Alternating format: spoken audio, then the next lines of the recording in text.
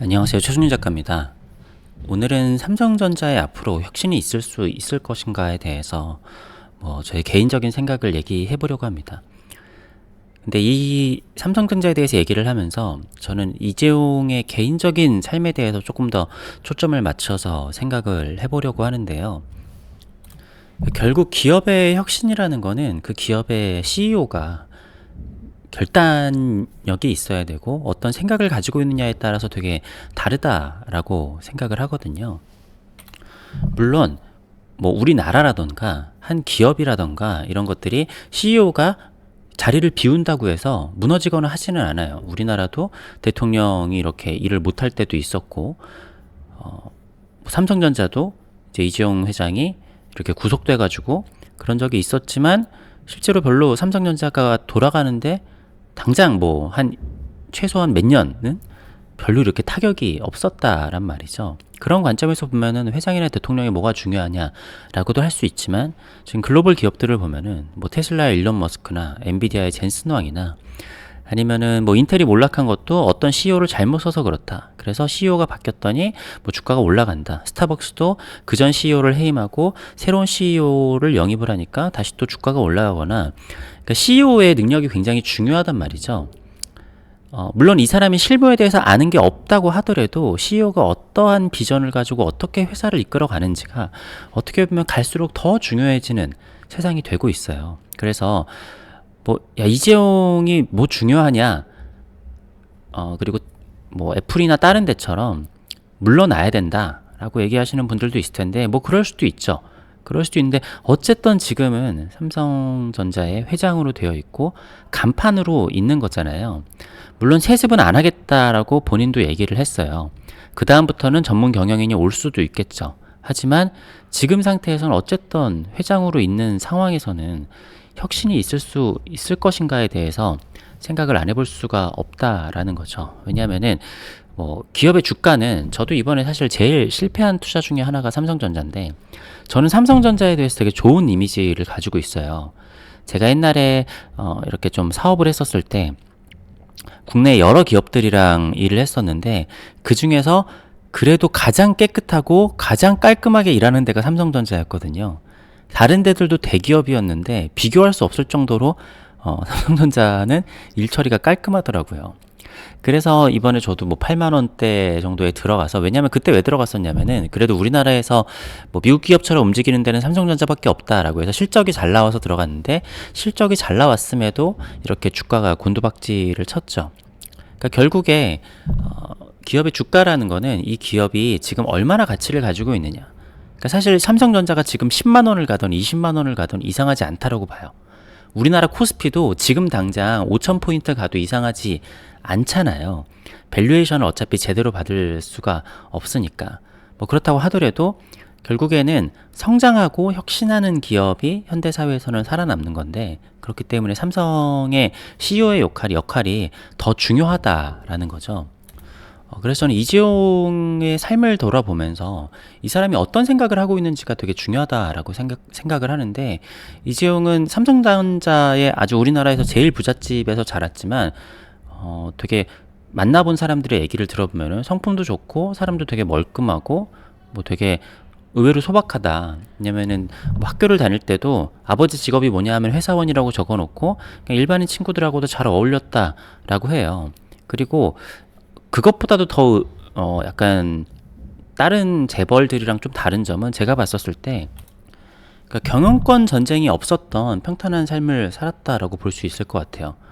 그러니까 지금 대기업 회장을 하고 있거나 이런 사람들이 그 회장 자리까지 올라가는데 정말 많은 피를 흘리면서 그 자리를 쟁취를 한 사람이란 말이에요. 그래서 어떻게 보면은 그 국정농단 때 다른 회장들도 잡혀갔다가 풀려난 사람들도 있지만, 그 사람들은 약간 그런 것들에 이골이 나 있는 사람들 같은 느낌이 좀 있고, 이재용 회장은 국정농단 때 재판을 받거나 이렇게 구속 수감이 됐었을 때 제 생각에는 충격이 좀 엄청나지 않았을까 싶어요. 그래서 2014년에 이건희 회장님께서 쓰러지시고 2016년에 국정농단 사건에 연루가 된단 말이에요. 자, 여기서 제가 이걸 잘했다 못했다라고 얘기하려고 하는 거는 아닙니다. 근데 굳이 얘기를 하자면은 그 전에 이건희나 이병철 회장님 때는 뭐 뇌물이나 이런 것들을 주지 않았을까라고 생각하면 그렇게 생각하지는 않거든요. 그리고 삼성만 뇌물을 줬냐라고 생각하면 그것도 아닐 거예요. 삼성이 제일 크니까 제일 많이 주기는 했겠죠. 다른 데도 다 줬을 텐데 어떻게 보면은 뭐 아버지나 할아버지가 했던 대로 자기도 했던 건데 이게 이런 식으로 나서 뭐 당황을 하기도 했었을 거고. 근데 어쨌든 제가 이때 놀랐던 거는 뭐냐면은 저는 이게 연기라고 생각을 했었어요. 그러니까 이재용 회장 정도 되는 사람이 청문회에 나와서 막 이것저것 질문 공세를 받는데 그것 자체가 그 당시에 굉장히 파격적이라고 해야 되나? 사람들이 엄청 많이 봤었죠. 근데 이재용 회장은 정말 우리나라에서 넘버원으로 살아왔던 사람이고 되게 훤칠하고 그런 사람인데 정말 너무너무 떨고 말을 너무너무 못하는 거예요. 그래서 저는 그게 연기라고도 생각을 했었는데 지금 생각해 보면은 그게 실제로 정말 무서웠다라고 저는 생각이 좀 들었던 것 같아요. 생각이 드는 것 같아요. 지금 생각해 보니까. 그러니까 다른 회장들은 깜빵 뭐 갔다 오지 뭐 약간 이런 느낌도 좀 어떻게 보면은 있는 것 같은데 이 사람은 태어났었을 때부터 재벌 3세로 아주 평탄하게 뭐 주변에 뭔가 형제들 간의 불화도 뭐 크게 그렇게 있지 않았었고 뭐 있었을 수도 있겠지만 다른 기업들에 비하면은 뭐 아니죠. 그래서 정말 평탄하게 살아왔었는데 갑자기 막 이런 것들이 몰려왔었을 때 저 정도는 받아칠 배포가 있지 않을까 싶었는데 생각보다 너무 나약했었다라는 거죠. 그리고 그 이후로 연속된 재판을 겪고 실제로 수감 생활을 하게 되는데 이때 사실은 저도 진짜 조금 놀랐던 게 진짜로 구속시킬 줄은 몰랐어요. 네. 그러니까 형은 되되 집행유예하고 뭐 형을 살지는 않을 거라고 생각을 했는데 이게 재판하는 동안 구치소에다가 구속을 해놨다는 것들도 꽤 있었고 실제로 형이 확정된 다음에 물론 가석방으로 풀려나기는 했지만 꽤 해서 제가 기억하기로 한 거의 2년 정도는 이렇게 깜빵에 있었던 것 같은데 물론 일반 사람들보다는 좀 좋은 삶을 살았을 수도 있겠죠. 돈을 많이 넣어서. 근데 뭐 다른 것들 읽어보면은 생각보다 그냥 일반 수감자들 중에서 그냥 소박하게 그냥 있었다. 그냥 되게 모범수처럼 있었다. 이런 얘기들을 하더라고요. 어쨌든 저는 이 사람의 삶에서 이런 경우를 했었을 때 이 사람의 앞으로의 인생의 최우선 과제가 무엇이냐라고 생각을 해보면 제가 만약에 이재용이라고 하면은 인생 최대의 목표가 다시는 감옥에 가지 않는 것일 것 같아요. 그러니까 이건 제 입장입니다. 물론 혁신을 한다고 해서 감옥을 가야 되는 거는 아니겠지만 사실 이재용 회장이랑 삼성가랑 그러니까 얼마 전에도 삼성가에서 막 상속세 같은 것들을 나중에 추징액을 해가지고 얼마 전에 몇 조 원을 냈잖아요. 사실은 우리나라 법으로 하면은 상속세로 하면은 훨씬 더 많은 돈을 내야죠. 근데 애초에 요거는 제가 제 채널에서 많이 얘기했는데 그러니까 말이 안 되는 상속세잖아요. 그러니까 옛날에 아스트라제네카라는 기업이 나라에서 있었던 상속세를 법대로 내버리니까 그 나라를 지탱했었던 가장 큰 대기업이었던 아스트라제네카가 다른 나라로 넘어갔죠. 상속세를 절반을 내는데 그 기업을 어떻게 유지를 할 수가 있겠어요. 그러니까 주식을 다 팔아버리니까 다른 나라로 넘어가서 그 상속세 법을 바꾼 게 있는데 그러니까 우리나라에서 삼성전자를 넘겨주려면 수백조 아니면 최소 100조 이상의 상속세를 내고 그걸 받아야 되는데 그건 불가능하잖아요. 그래서 그거를 돌려서 받았는데 어쨌든 이거는 앞으로 살면서 어떻게 됐었던 간에 이걸 걸고 넘어지면은 죽는 날까지 고통을 받을 수가 있는 거예요. 그래서 이번에도 몇 조 이렇게 추징을 했는데 냈죠. 아마 앞으로도 계속 추징을 할 수도 있어요. 너 이거 안 하면 깜빵 간다. 너 이거 안 하면 깜빵 간다라고 하면서 하겠죠. 그러니까 잘못이 없다라는 게 아니라 다시 되돌린다고 하더라도 어떻게 할 수가 없는 방법인데, 그러니까 삼성만 그런 것도 아니고 다른 데들도 많죠. 제가 이 얘기 많이 했지만 우리나라 상속세가 그렇게 됐다라고 하면은 대기업 회장님이 죽을 때마다 나라 곳간에 수십조 수백조씩 들어와야 되는데 그런 적이 단 한 번이라도 있었냐. 그 얼마 전에 그 어디죠? 어떤 IT 게임 회사였나요? 거기 회장님은 갑자기 돌아가셔가지고 막 그런 경우가 있었는데 그 전에 그런 일이 한 번도 없었죠.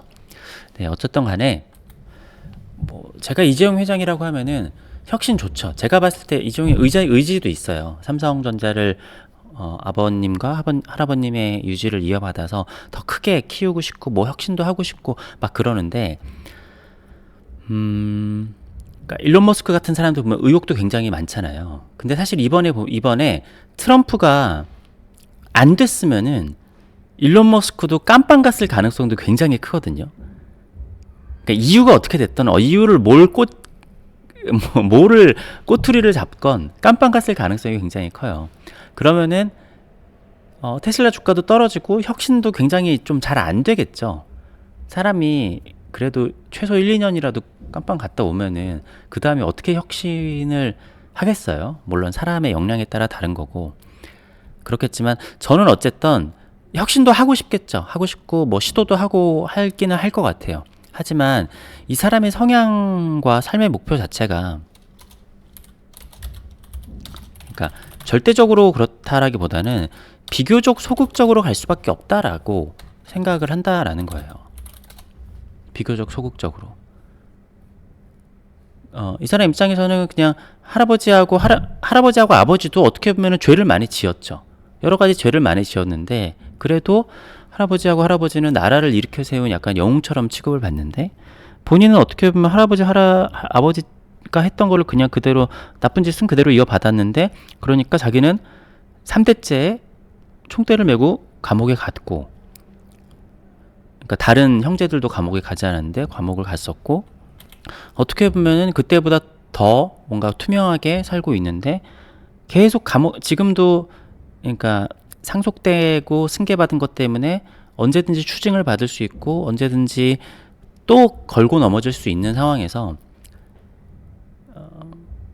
뭔가를 엄청나게 도전을 하고 뭔가 일을 벌리고 막 한다기보다 어차피 지금 삼성이 이렇게 돼도 아무리 그래도 이 사람이 망할 일은 없잖아요. 우리나라에서 아직도 우리나라 최고의 부자인 거고 기업도 워낙에 탄탄하기 때문에 삼성이 망한다는 거는 있을 수가 없는 일이지만 하지만 엄청나게 막 일론 머스크처럼 혁신을 한다? 그러지는 않을 것 같아요. 네. 제가 이재용이라고 하면은 물론 최선의 방안은 누군가에게 CEO를 물려주고 전문 경영인에게 물려주고 그렇게 하는 거겠지만 근데 이렇게 생각해 보면요. 근데 누구한테요? 네. 누구한테 CEO를 물려줄까요? 그러니까 아까 제가 스타벅스 얘기 잠깐 했는데 스타벅스 CEO로 들어온 사람이 이 브라이언 니콜이라는 사람인데 이 사람이 치폴레를 엄청나게 성공시킨 사람이에요.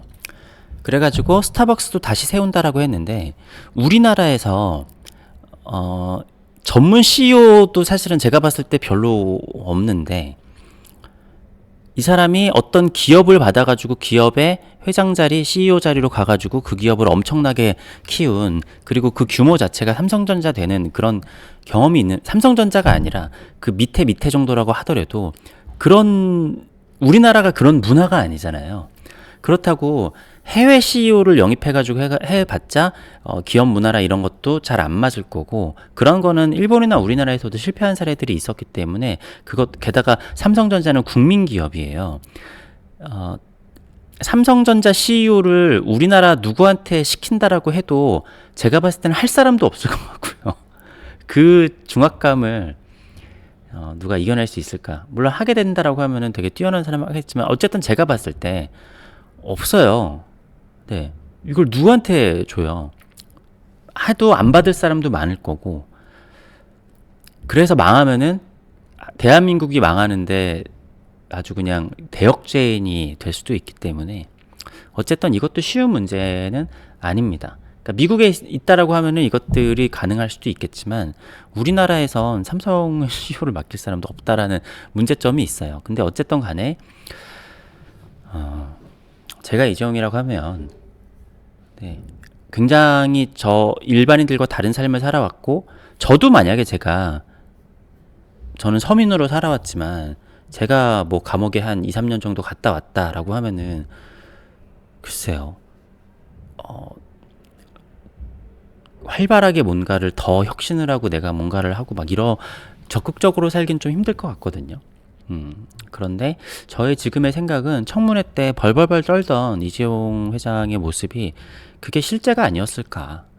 라고 해서 지금 뭔가 들리는 얘기를 보면은 실제로 차에다가 이렇게 갤럭시를 들고 다니면서 사람들한테 막 나눠주면서 영업도 열심히 하고 한다라고 하지만 그게 삼성전자 되는 거라면은 뭐 일론 머스크나 젠슨왕이나 어마어마하게 그런 혁신을 이끌어가면서 어마어마한 에너지를 내는 사람이어야 할 텐데,